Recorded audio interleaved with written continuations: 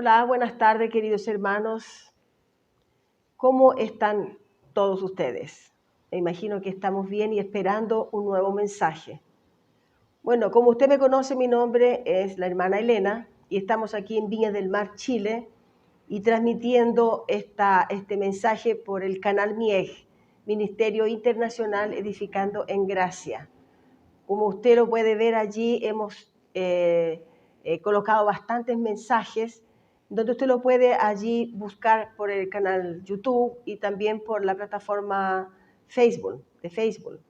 Allí usted nos puede encontrar como entonces MIEG, Ministerio Internacional Edificando en Gracia.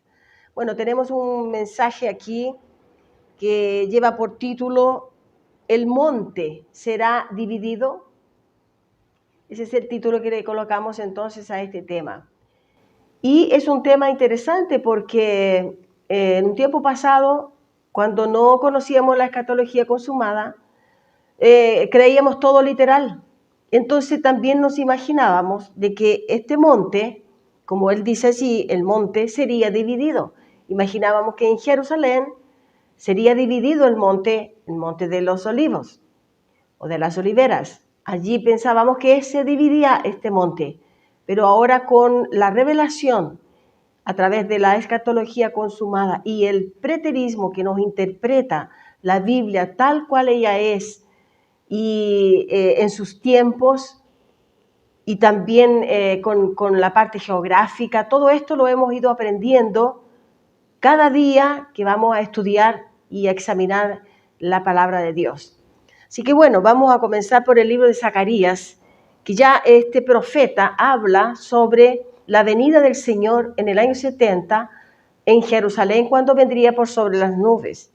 Y en el versículo 4 dice así: y se afirmarán sus pies en aquel día, está hablando del Señor, sobre el monte de los olivos, que está enfrente de Jerusalén al oriente, y el monte de los olivos se partirá por en medio, hacia el oriente y hacia el occidente, haciendo un valle muy grande.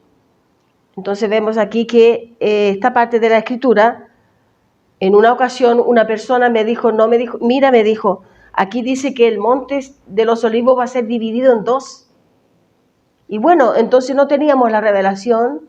En ese momento no podíamos también contestar aquella pregunta. Pero en este momento podemos entender de que no es literal.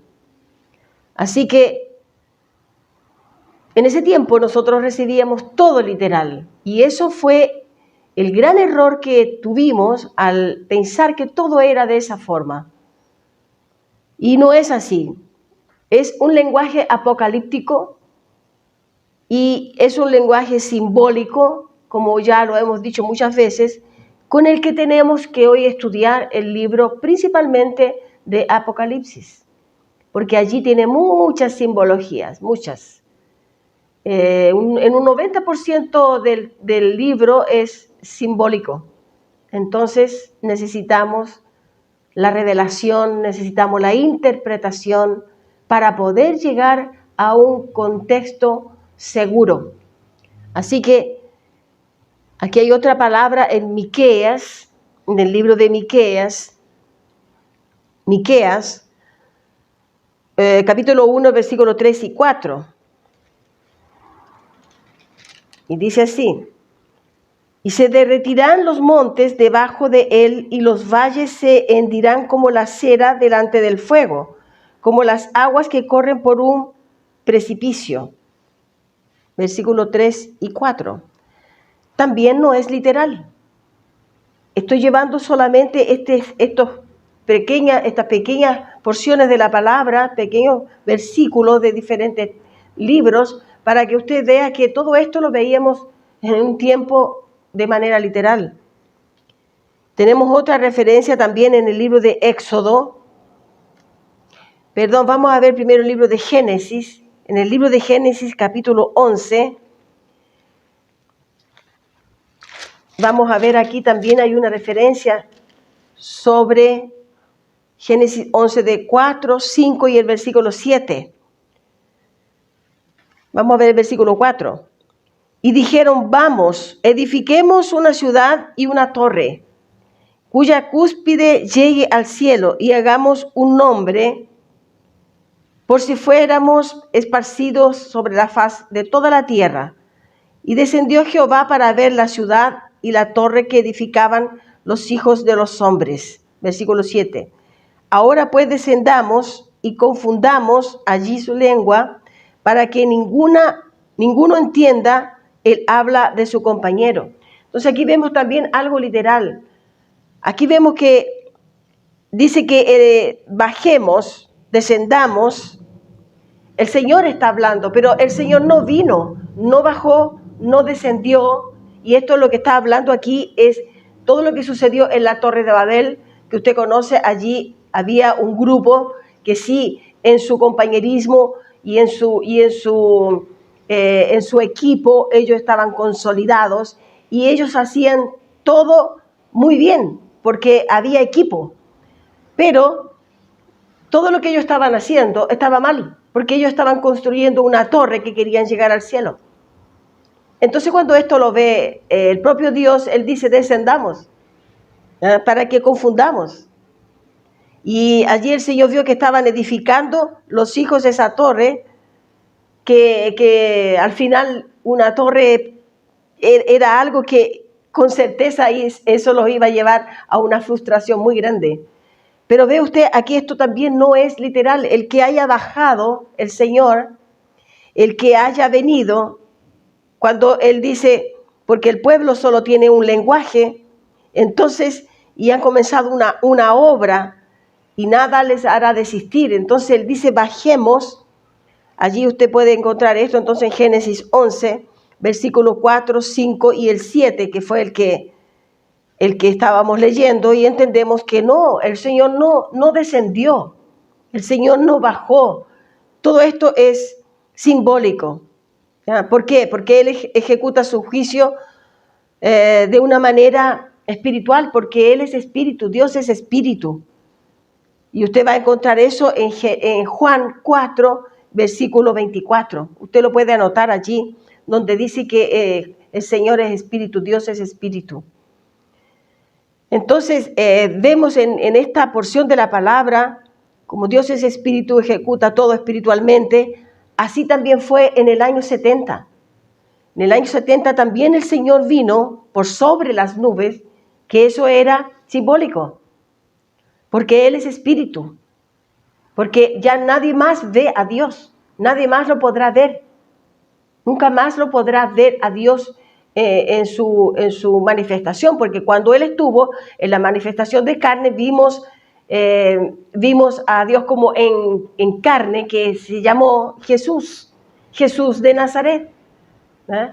Y allí entonces hoy vemos que no lo vamos a ver más así, Él es espíritu. Entonces Él trabaja a través de la parte espiritual.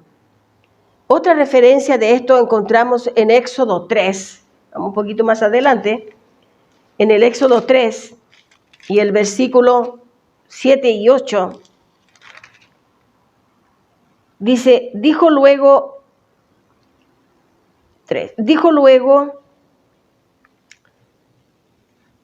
Jehová, ¿cierto? Jehová en ese tiempo era su nombre, en ese tiempo era Jehová.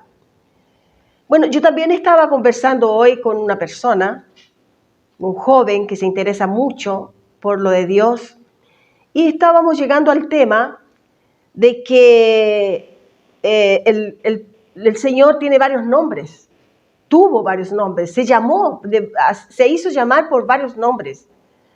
Y vimos entonces de que en alguna parte Él dice Dios, en otro lugar Él dice Padre, en otra parte Él dice Hijo, el Hijo del Hombre, ¿cierto? El Hijo. Y en otra parte entonces Jesús. Pero sabemos que el nombre de Dios, el Padre, el Hijo y el Espíritu son títulos. Son títulos de Dios. Como aquí estamos viendo Jehová. Jehová es un nombre que está también en hebreo, ¿ya? Porque sería sería el nombre Dios, el Eterno, el Todopoderoso. Y esos nombres que yo le explico que el nombre del Padre es un título, el nombre del Hijo es un título, y el Padre y el nombre del Espíritu también es un título, porque el verdadero nombre del Señor es Jesucristo, que con la revelación y el caminar del conocimiento bíblico vamos entendiendo de que el nombre del Señor, el nombre de Dios, el nombre del Padre nuestro es Jesucristo, que eso lo encontramos después entonces de la crucificación de Jesús. Así que aquí entonces dice, y dijo luego Jehová, bien he visto la aflicción de mi pueblo que está en Egipto, y he oído su clamor a causa de sus exactores, pues he conocido sus angustias. Versículo 8. Y he descendido para librarlos de mano de los egipcios y sacarlos de aquella tierra, a una tierra buena y ancha, a tierra que fluye leche y miel, a los lugares del cananeo, del eteo, del amorreo, del fareseo, del heveo y del jebuseo. Entonces aquí en el versículo 8 dice, he descendido para liberarlos. Pero sabemos que aquí, cuando él descendió, aquí en Éxodo 3, es cuando él vino a entregar la ley.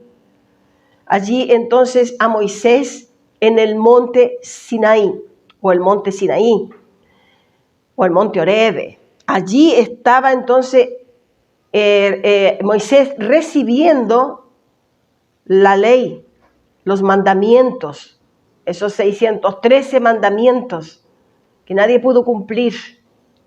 Y entonces aquí dice, he descendido, pero Moisés no lo vio, nadie lo vio, solamente se vio que él vino, era como una nube, era como que estaba allí una llama, una zarza ardiente, era algo que no se podía visualizar bien físicamente, sino que era algo espiritual. Y por eso estamos hablando de que el monte, este monte que sería dividido, que habla aquí en el libro de Zacarías, es algo también simbólico. Usted no lo tome literalmente, ¿ya? Éxodo 3, del 7 al 8, entonces, él no bajó literalmente, no. Es un lenguaje simbólico debido a la opresión. Él bajó, él dice, y luego dijo que él bajó, descendió para proteger su pueblo, para hacer la división, que eso es lo que dice, será el monte dividido, es una división de los opresores a su pueblo, porque estaban allí los egipcios, todo Egipto estaba entonces viniendo en contra de los hijos de Dios, de los hebreos en aquel tiempo, y entonces a eso se refiere cuando dice el monte será dividido. Será dividido, no se dividía entonces la tierra, no se dividiría allí el monte en sí literal, sino que era una división de la opresión a una libertad con Dios. Eso es el monte dividido, ¿ya? Así que tenemos otro versículo aquí, Isaías 64, del 1 al 4, que también es muy importante que usted conozca esta parte. Isaías 64 y el versículo 1 al 4 dice, oh, si rompieses los cielos. Aquí el profeta Isaías, él está clamando a Dios para que viniese. Y dice, oh, si rompieses los cielos y descendieras y a tu presencia se escurriesen los montes. Como fuego abrasador de fundiciones, fuego que hace hervir las aguas, para que hicieras notorio tu nombre y a tus enemigos. ¿Ve? Entonces él está clamando, Isaías está clamando porque estaba viendo la opresión de lo que estaba sucediendo. Y esto también está hablando del año 70, de la opresión. Ya aquí el profeta Isaías está profetizando y viendo lo que iría a acontecer en el año 70. después de Cristo. Estamos hablando entonces de la venida del Señor por sobre las nubes. Y aquí entonces Él clama y dice así, y las naciones temblarán a tu presencia, cuando haciendo cosas terribles, cuales nunca esperábamos, descendiste, fluyeron los montes delante de ti. Ni nunca oyeron, ni oídos percibieron, ni ojo ha visto a Dios fuera de ti, que hiciste por el que en ti espera.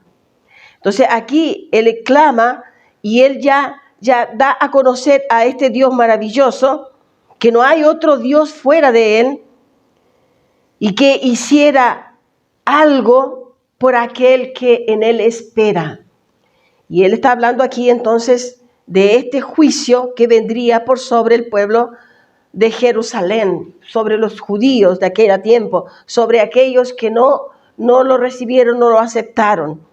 Y vio entonces aquí Isaías la opresión de ese pueblo judío apóstata contra los hijos de Dios. Y él clama, porque él lo ve esto espiritualmente, lo ve proféticamente y lo deja escrito.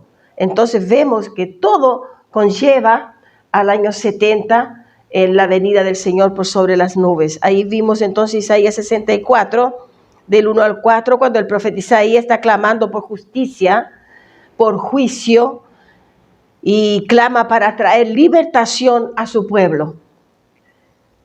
Y entonces usted anote por favor allí, en 1 Corintios 2, del 9 al 10, usted anote eso porque allí vemos cómo Dios hace justicia para los que le aman. 1 Corintios 2, del 9 al 10. ¿El monte será dividido? No, porque esto es simbólico y no literal. Lo que fue dividido fue el pueblo. Lo que fue dividido allí fue la opresión a la libertación. Y entonces, ¿por qué? Porque el Señor trae juicio. El Señor es el Dios de justicia. El Dios es de libertación. Entonces, el Señor trajo juicio a Jerusalén en el año 70 para también traer libertación a su pueblo. Y dentro de la justicia de Dios, el pueblo ya se había retirado cuando vino entonces el tiempo de la gran tribulación, que ya hemos hablado bastante sobre eso. Y esto es entonces lo que estamos hablando en la venida del Señor sobre los montes, cuando el monte sería dividido. Fíjese que el propio Señor estaba allí cuando habla de Mateo 24, en el versículo 44. Habla esto de ya que la manera que él estaría llegando y lo que estaba anunciando y lo que él estaba cuidando a su pueblo para que saliesen antes de que aconteciera todo lo que tenía que suceder en el año 70. El Señor siempre se preocupó de su pueblo. Mateo 24, 44. Dice entonces aquí, por tanto también vosotros estad preparados, porque el Hijo del Hombre vendrá a la hora que no pensáis. Y allí entonces ya les había dado señales, había dado la indicación del tiempo, de esa generación, del tiempo que Él vendría. Todo eso ya lo había enseñado en el tiempo cuando estaba junto a sus discípulos en Mateo 24, 44. En Mateo 24, del 1 al 3, también dice lo siguiente. Cuando Jesús salió del templo, se acercaron sus discípulos para mostrarle los edificios del templo.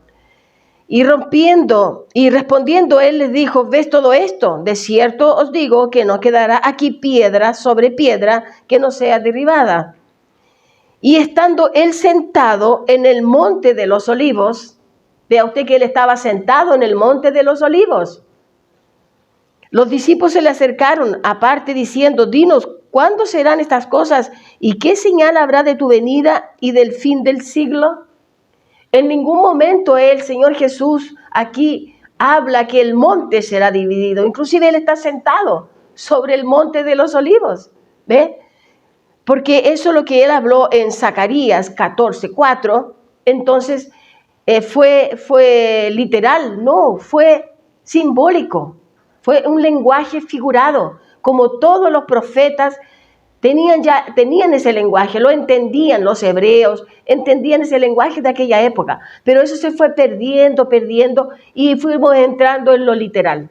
Entonces ahora lo que tenemos que hacer es retornar a la Biblia nuevamente y aprender todos estos versículos y temas que están en Apocalipsis de una manera con el lenguaje que ellos tuvieron, un lenguaje simbólico, un lenguaje apocalíptico, y es un lenguaje entonces profético, que ellos tenían todos estos profetas. Muchas veces yo escucho algunos hermanos que vienen como trayendo profecías, y ellos en su lenguaje, ellos quieren aparentar que vienen de Dios, pero ya los profetas llegaron solamente hasta Juan Bautista, no hay más profecías, se terminaron las profecías y los profetas.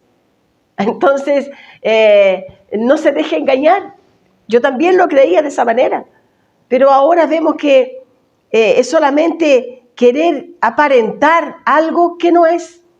Infelizmente, la mayoría de los cristianos nuevos creíamos de esa manera cuando estábamos recién llegando al Evangelio. Infelizmente llegamos al Evangelio de la religiosidad allí, y entonces tomábamos todo ese lenguaje que ya no existe, pero sí está escrito. Y tenemos que entenderlo ahora con nuestra mente iluminada por el Espíritu de Dios y conocer entonces que en aquella época ese era el lenguaje profético, y ese era el lenguaje de los profetas, de los salmistas, y ese era el lenguaje de los hebreos de aquel siglo, de los siglos para atrás, de todos los siglos, hasta llegar al año 70. ¿Ve?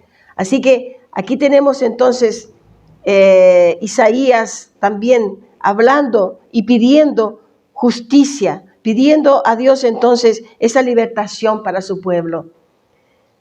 Y vamos a ver en Mateo 25, que estamos aquí mismo, Mateo 25, 31. Mateo 25, 31 dice así: cuando el Hijo del Hombre venga en su gloria, aquí también vemos que Él no vino literalmente, Él no vino físicamente, Él vino en una manera gloriosa, Él vino en su gloria, en su espiritualidad. De allí es donde Él ordenó todo lo que sucedió. De allí Él ordena hasta el día de hoy todo lo que acontece en la tierra. Todo lo que sucede en la tierra está delante de los ojos de Dios. Inclusive este tiempo que vivimos, que es tiempo de pandemia, ¿no? Estamos en un tiempo glorioso también de Dios, porque Él está dentro de su gloria, en su gloria, y de allí Él entonces ordena todo lo que estamos viviendo aquí en la tierra. Así que dice aquí: cuando el Hijo del Hombre venga en su gloria y todos los santos ángeles con Él, ¿ve? Entonces cuando Él vino a operar el juicio, Él vino no solamente a operar el juicio y a que caíse el templo en Jerusalén. Él vino también para retirar la ley, y también vino para traer libertación a su pueblo. También vino Él allí para hacer justicia. Entonces dice aquí: con los santos ángeles con Él, entonces se sentará en su trono de gloria. Cuando Él vino entonces en el año 70 sobre Jerusalén, allí operando este juicio, y operando entonces vino para hacer juicio, justicia y libertación, porque Él es de juicio, justicia y libertación. Eso es nuestro Dios.